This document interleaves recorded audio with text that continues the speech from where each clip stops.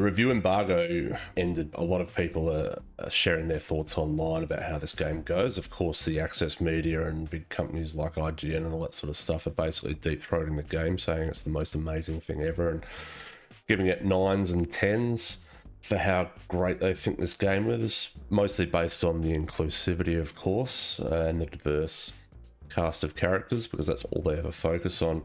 But it was pretty interesting that this came out as reported on by the Park Place. So a playtester broke his NDA and informed YouTuber Nuri, apologies if I got that wrong, that the game was ultra woke and included the Canary companion Tash, informing the player character that she is non-binary. He said, "She told me that I am a non-binary person. How the hell that a fantasy game in Thedas have the word non-binary?" She said, "I don't like men and I don't like women. I identify myself as non-binary," just like that. Which is pretty crazy. So we all thought that, obviously, we knew they were injecting DEI, real-world politics and all this sort of crap into this game, but it seems to be a bit worse than anticipated. There's even a gender identity options in the dialogue choice wheel, which is nuts. And basically, yeah, this game...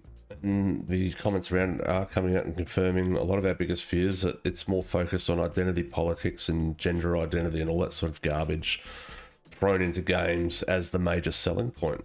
And there's been really interesting seeing all the discourse over on Twitter about it.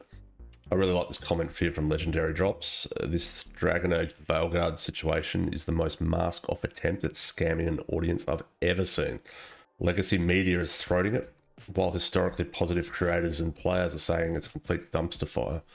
And if you scroll through, you'll see it's literally like hard left versus hard right, and not much in between.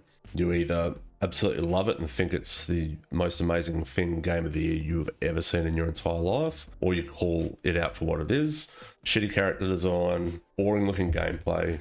Look, some of the stages and levels and areas that you can go around in, they look pretty good. You know, you only have to look here how the legacy media companies are all just reporting on it, saying how great this game is. IGN, of course, giving it a 9 out of 10. Some people calling it their game of the year. I mean, we know why.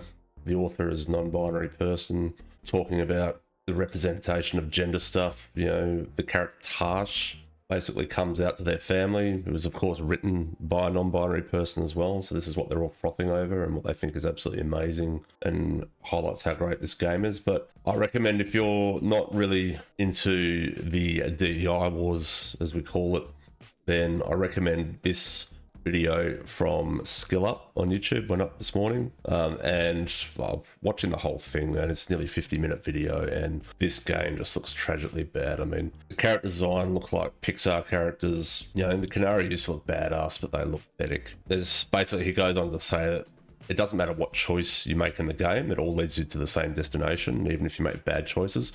And it also looks like, from watching a lot of these dialogue interactions, that whoever wrote this game can't deal with conflict. They can't write conflict. They clearly can't deal with conflict, because none of these conflict situations, as we've probably experienced in previous Bioware games, actually lead to negative outcomes. Juxtapose that with a game like Baldur's Gate 3, where you can get your companions to kill each other. You can't even get them to dislike each other in this game. They've just got to hug it out.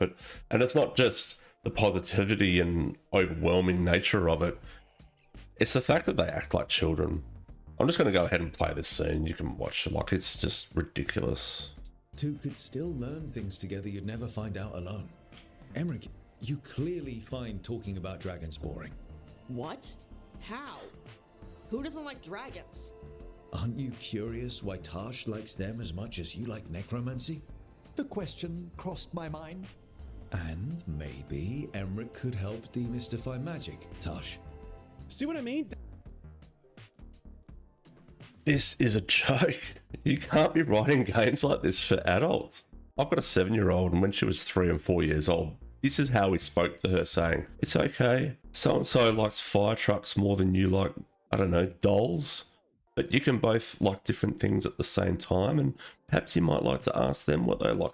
This is how you talk to a fucking toddler. You don't talk to adults like this. And the way they interact and behave, they act like toddlers. Like, this is ridiculous. This game looks so fucking shit. I can't believe people would watch this and want to buy it.